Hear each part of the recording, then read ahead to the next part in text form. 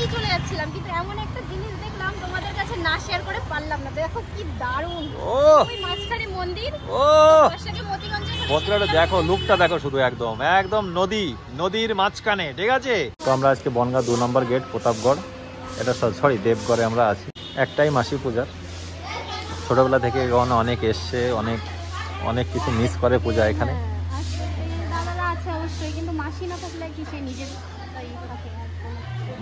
তো সকালবেলা থেকে আজকে আমরা কোনো ভিডিও দিতে পারিনি, তার কারণ একটাই, মন মেজাজ খারাপ ছিল। তো আজকে ছিল মাসির খরচ, আমি আসতাম না, তাও জোর জবরদস্তি পূজা আমাকে নিয়ে আসলো, না গেলে হয় না, জামাই মানুষ।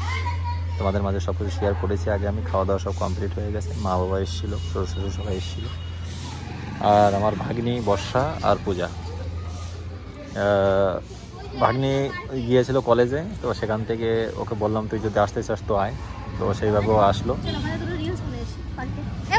পার্কের কি যাবা তুমি? তো আমরা এখন মোটামুটি 5টা-6টা তো বাজে, এখন আমরা বাড়ি থেকে রওনা দেবো। আমি জানি না এই ভিডিওটা কখন আমি পোস্ট করতে পারবো। আজকে আমি পোস্ট করবো ভিডিওটা, হয়তো 8টার দিকে তোমরা দেখতে পারবে। আমরা কখনো 8টার দিকে পোস্ট করি না। আজকে খুবই খারাপ লাগছে আমাদের যে আজকের এমন একটা দিন আমাদের মাঝে আসবে। মাসি মানে পূজার মাসি মানে আমার মাসি, প্লাস মাসি মানে মায়ের মতো, তো এইভাবে চলে যাবে সবাইকে ছেড়ে, কখনো আমরা আশা করিনি সেটা। তো এটা একদম ঠিক মাসিদের বাড়ির সামনে, এই হচ্ছে মাসিদের বাড়ি। একটা খুব সুন্দর মা মনসা মন্দির, প্লাস মাসিদের বাড়ি হচ্ছে এটা, পূজার মাসির বাড়ি। ওই যে পূজার মা আর পূজার মামা দেখতে পাচ্ছ সাইডে রয়েছে, আর এই হচ্ছে বাড়ি। ঠিক বাড়ির সামনে একটা ছোট্ট একটা পার্ক, যেখানে ছোটো ছোটো বাচ্চাদের একটু খেলাধুলার ব্যবস্থা। এটা তো সিটির মধ্যে পড়ে। তো ফাইনালি বন্ধুরা, আমি ওখান থেকে মাসির বাড়ি থেকে আমরা ডাইরেক্ট চলে এসেছি মতিগঞ্জ, যেটা আমাদের বনগাঁ খুবই একটা ফেমাস জায়গা মতিগঞ্জ। এই মতিগঞ্জে আমরা রয়েছি। মতিগঞ্জে ঠিক এই যে দেখো, দেখতেই পাচ্ছ মতিগঞ্জে রয়েছি এই মুহূর্তে আমরা। তো এখানে আসার উদ্দেশ্য হচ্ছে আমার ভাগিনী মানে বর্ষা, ও থাকে হচ্ছে, এদের বাড়ি হচ্ছে এই বলদে পুকুরি, মানে পাশাপাশি পাইক পড়ের পাশে। তো ওকে ছাড়তে এসছি, ও এসেছিলো ডাইরেক্ট কলেজ থেকে এসছে আমাদের কাছে। তো পূজা আছে, ভাগ্নি আসি, ওরে ছেড়ে দিয়ে আমরা কোন গাড়ি যাবে? হ্যাঁ ওই গাড়িতে চল। তো লোক আছে কটা? হ্যাঁ আছে কয়জন?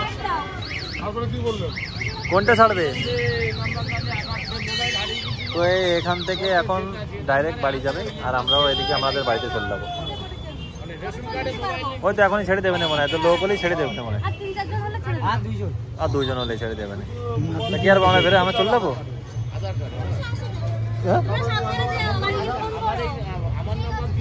যাই, তুই ফোন করিস কেন, ভালোভাবে পৌঁছে যা। তো ফাইনালি বন্ধুরা, বর্ষাকে ছাড়া হয়ে গেছে, এখন আমরা বাড়ির দিকে যাবো। এখান থেকে ডাইরেক্ট বাড়ি, ঠিক আছে। বর্ষাকে ছেড়ে দিয়ে বাড়ি চলে যাচ্ছিলাম, কিন্তু এমন একটা জিনিস দেখলাম তোমাদের কাছে না শেয়ার করে পারলাম না। দেখো কি দারুণ, ওই মাঝখানে মন্দির। বন্ধুরা দেখো লুকটা দেখো, শুধু একদম একদম নদীর মাঝখানে, ঠিক আছে। শিব মহাদেব, ইছামতি নদীর কি, ওটা কিসের মন্দির? ওটা তুমি কি জানো শিওর এটা কিসের মন্দির?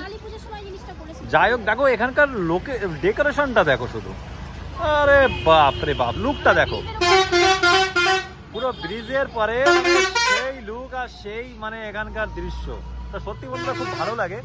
বাড়ি চলে যাচ্ছিলাম, পূজা বলছে কি দাঁড়া এই জিনিসটা না দেখা যাওয়া যাবে না, ওইদিকে আবার একটু পার্ক, ওই সাইডটা আবার একটু পার্ক, ঠিক আছে। ওই সাইডটা ওগুলো পার্ক কিন্তু, হ্যাঁ পূজা, ওটা ঠিক থানার পিছনে, এটা মতিগঞ্জে, ঠিক আছে। মতিগঞ্জে যে ব্রিজটার একদম থানার পিছনে পার্ক, আবার ঠিক একদম নদীর মাঝখানে। দেখো কি করেছে, দেখো ইছামতি নদীর একদম মাঝখানে। বাহ, লোকেশনটা দারুণ লাগছে। কেমন এইসব জায়গায় যদি তোমার বাড়ি হতো ঠিক একদম পাশে, মানে কখনো মন খারাপ লাগতো না। না, হাজার গন্ডগোলের শান্তি তোমার মন খারাপ লাগবে না। মন খারাপ হলে বসে পড়ো এই জানলার পাশে, সমস্যা সমাধান। তা বন্ধুরা কি বলবো, সত্যি বনগাঁ শহর তো বনগাঁ শহরই হয়, দারুণ জায়গা। এই পূজা বলছিল একটু শেয়ার করে দাও বন্ধুদের মাঝে, তাই তোমাদের মাঝে একটু শেয়ার করলাম বন্ধুরা।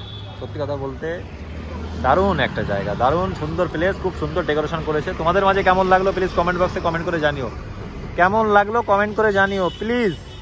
যে হ্যাঁ দাদা খুব সুন্দর, কারা কারা এসছো এখানে তাও কমেন্ট করে জানিও। তো লাভ ইউ গাইস, আজকের মতো ভাই বাড়ি চলে যাচ্ছে, চলো।